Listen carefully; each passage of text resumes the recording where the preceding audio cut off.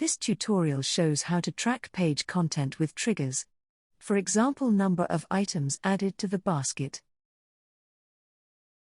Begin by creating a new workspace. Give the workspace a title. Then hit Save to complete.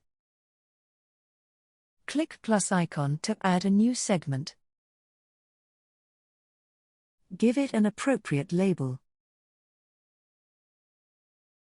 Type URL equals an asterisk and hit Enter. Click Apply to complete. Now you can select the created segment. Choose Triggers. Select the Data Collection tab. Choose Response, save page content as. Now, let's search for CSS Selector. Right-click on the element you want to track. Click Inspect.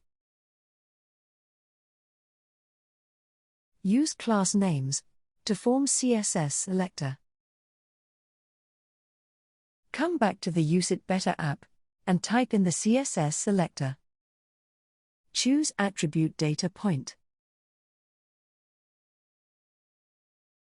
Fill in data point key.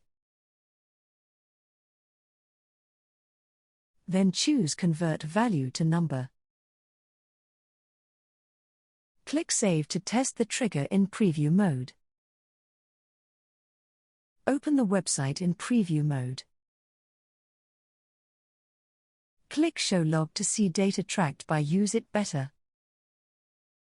Verify if the tracking works correctly. Enable the trigger in live mode.